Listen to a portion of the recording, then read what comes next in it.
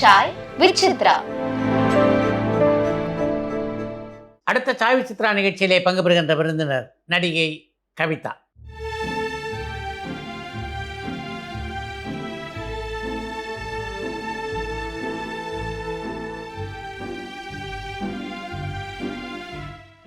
ஸ்ரீதரின் ஓமஞ்சு படத்தின் மூலம் தமிழ் சினிமாவிலே கதாநாயகியாக அறிமுகமான கவிதா தமிழ், தெலுங்கு, கன்னடம், மலையாளம் ஆகிய 4 மொழிகளில் 100க்கும் மேற்பட்ட படங்களிலே கதாநாயகியாக நடிக்கின்ற வாய்ப்பினை பெற்றவர். சிவாஜி, NT ராமாராவ், A நாகேஸ்வரராவ், விஷ்ணுவர்தன், ரஜினிகாந்த், கமல்ஹாசன் உட்பட தென்னிந்திய சினிமாவின் முக்கியமான நடிகர்கள் பலரோடு நடிக்கின்ற வாய்ப்பினை பெற்ற கவிதா தன்னுடைய திரையுலக அனுபவங்கள் பலவற்றை இந்த நேர்காணலிலே பகிர்ந்து கொண்டிருக்கிறார்.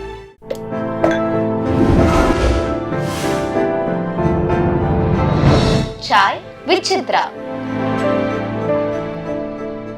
சினிமா உலகத்தில் அடியெடுத்து வைத்த காலகட்டத்திலேயே ஒரு பக்கம் ஸ்ரீதர், இன்னொரு பக்கம் கே. விஸ்வநாத். திடீர்னு ஒரு நாள் நான் ஸ்கூல்ல இருந்து வரும்போது ஸ்ரீதர் சாரோட எக்ஸிக்யூட்டிவ் ப்ரொடியூசர், ஆமாம், உன் பொண்ணா அப்படின்னு கேட்டாங்க. ஆமாம் அப்படின்னா, நான் சின்ன வாணிஸ்ரீ மாதிரி இருக்கிறா. ஸ்ரீதர் சார் ஒரு படம், ஒரு 11 வயசு பொண்ணுக்காக ஆடிஷன் வச்சிருக்காரு, நீ வந்து உன் பொண்ணையும் அழைச்சிட்டு வந்துடு அப்படின்னு. 100-200 பொண்ணுங்க இருப்பாங்க ஆடிஷனுக்கு. எல்லாம் லைனாக பொண்ணுங்க பார்த்தீங்கன்னா பல பல பலன்னு தளன்னு இருக்காங்க. ஒடி உட்காரு அப்படின்னா இல்லை போகலாம் அப்படின்னு. ஓ தெலுங்கா அப்படின்னாரு டைரக்டர் சார். தமிழ் ராதா அப்படின்னு கேட்டாங்க. இப்படின்னு நான் இப்போ நினைக்கிறேன், அவர் வந்து என்ன கேட்டாருன்னா, எல்லாருக்கிட்டையும் தெரியலையே பேசிகிட்டு இருப்பேன். அப்புறமா வாசு சார் வந்து அதுக்கு அசிஸ்டன்ட் டைரக்டர். எது நான் பேசினாலும் அது வந்து சிரிக்கிறது. கொல்டி எல்லாம் வந்து நான் என்ன நினச்சேன், ஓ அது ஒரு பேர் போல இருக்குது, ஏய் கொல்டி அப்படின்னோடனே உடனே திரும்பி பார்த்துட்டு சிப்பண்டி இட்ரா அப்படின்னு கூப்பிடுவாங்க. ஹீரோ ஆடிஷனுக்கு வந்து பிரபு சார் கூட வந்தார். பிரபு சார் அன்னைக்கு ஷூட்டிங்கில் பார்க்கும்போது, ஏய் உன்னால தாண்டி ஓ மஞ்சு மிஸ் ஆயிடுச்சு அப்படின்வாரு. முதலாக திரையில பார்த்தபோது எப்படி இருந்தது கவிதா?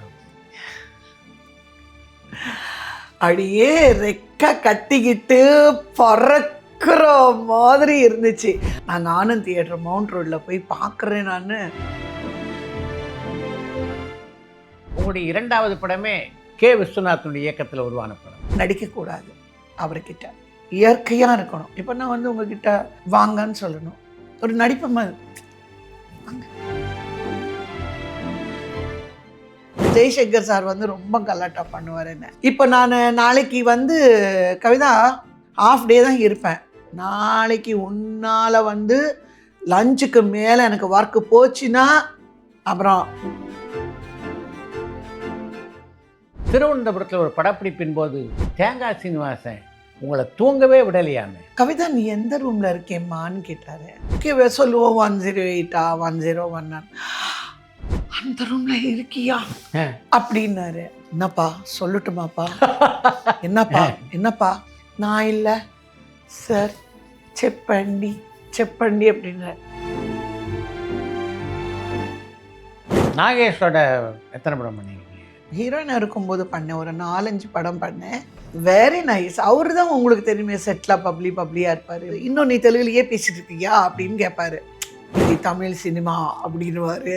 ஒன்று நான் கற்றுக்கிட்டேன் அவர்கிட்ட இருந்து, லைஃப்பில் எப்போவுமே நான் மறக்க மாட்டேன். தெலுங்கு சினிமாவின் 2 லெஜெண்டரி ஆக்டர்கள்னா, ஒரு பக்கம் NT ராமாராவ், இன்னொரு பக்கம் A நாகேஸ்வரராவ். 2 பேரோடும் நீங்கள் நடிச்சிருக்கீங்க. ராமராவ் சார் வந்து எல்லாரும் வந்து என்ன சொல்லுவாங்கன்னா, ஐயோ ராமராவ் சார் கூட அவ்வளோதான் அப்போ இப்படின்னுவாங்க. இப்போ ஹீரோ இருக்காங்கல்ல பாலகிருஷ்ணன் சார், அவங்க தான் வந்து ராமராவ் சார் கூட வருவாங்க. ஷார்ட் ரெடின்னா அவர் காதில் கேட்கும்.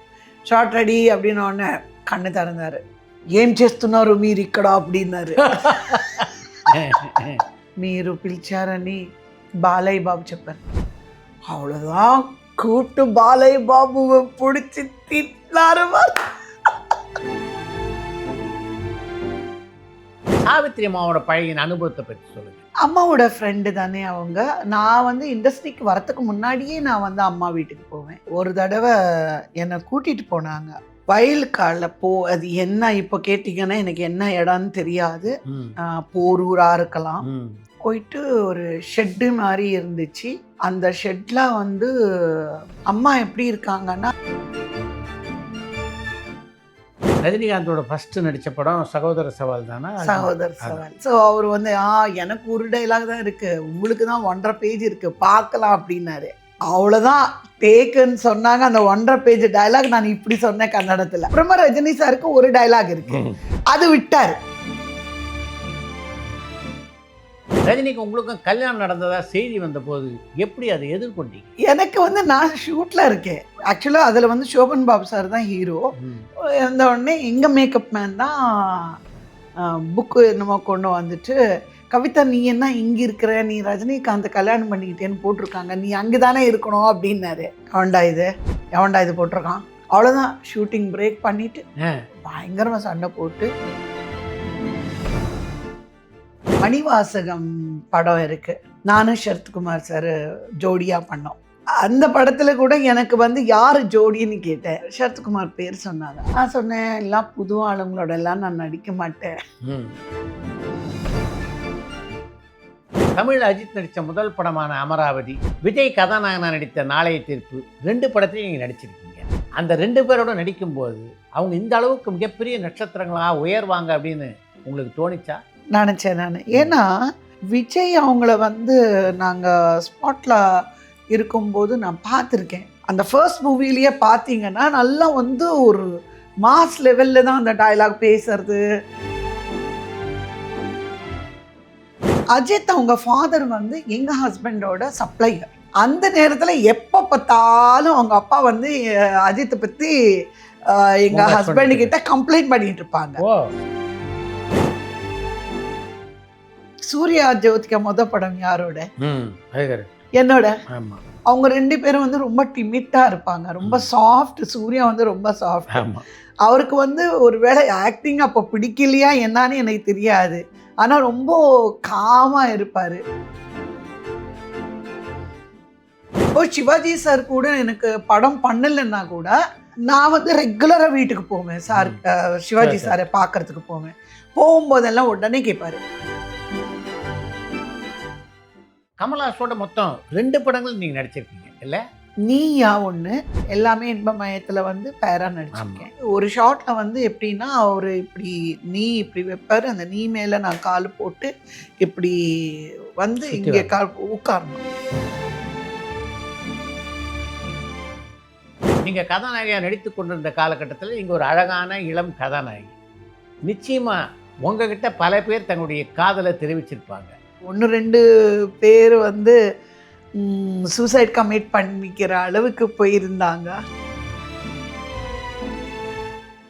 குணச்சித்திர படத்தில் நீங்கள் நடிச்சிட்டு இருந்த காலகட்டத்தில் கூட உங்களை காதலிச்சாங்களா? நீங்கள் தான் எங்களுக்கு ரொம்ப பிடிக்கும், ஐ லவ் யூ, அது இதுன்னு. அவங்க என்ன இல்லைப்பா எனக்கு கல்யாணம் ஆகி 2 குழந்தைங்க இருக்காங்க, இல்லை 3 குழந்தை. கவிதாவுக்கு அரசியல் ஆர்வம் எங்கே வந்தது? இல்லை, நான் அரசியலுக்கு போகணுன்னு என்றைக்குமே நான் நினச்சது கிடையாது. சந்திரபாபு நாயுடு சார் கூப்பிட்டாங்க, ராமாராவ் சார் வச்ச ஒரு பார்ட்டின்னு சொல்லிட்டு. அதனால் அவர் மேல் இருக்கிற ஒரு அன்பில் அதுக்காக நான் போனேன். என் ப்ராமிஸ் நான் கீப் அப் பண்ணேன், பட் அவர் ப்ராமிஸை வந்து கீப் அப் பண்ணலை. உங்களை போன்ற கேரக்டர் ஆர்டிஸ்ட்டுக்கு ஆந்திரா படவர்களில் மிகப்பெரிய வரவேற்பு இப்போ இல்லை அப்படின்னு ஒரு பேட்டியில் நீங்கள் சொல்லியிருந்தேன் பார்த்தேன். ஆமாம், அது வந்து 100% இல்லை, நான் 200% சொல்லுவேன். ராமநாயுடு சார் தான் வந்து சொன்னார், நீ வந்து இங்கே ஷிஃப்ட் ஆகிட்டேன்னா ஈஸியாக இருக்கும்ல. நாங்கள் சரின்னு சொல்லிட்டு நாங்கள் ஹைதராபாடுக்கு பிள்ளைங்க நாங்கள் எல்லாம் ஷிஃப்ட் ஆகிட்டோம். ஷிஃப்ட் ஆன பிறகு தான் வந்து தெரியுது அவங்களுக்கு வந்து தெலுங்கு பேசுகிறவங்க வேண்டான்னு.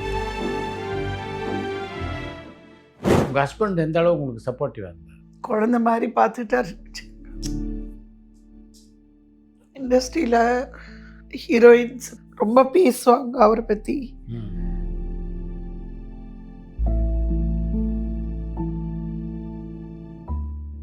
எல்லாருமே இறந்துடுவோம், யாருமே இங்கே இருக்க போகிறது இல்லை. பட் வந்து அந்த கோவிடுங்கிறது வந்து எத்தனையோ ஃபேமிலிஸை வந்து ஷாட்டர் பண்ணிடுச்சு. குழந்தையும் அவரும் 2 பேரும் ஒன்றா போகிறதுங்கிறது வந்து இது ஒரு பெரிய அடி.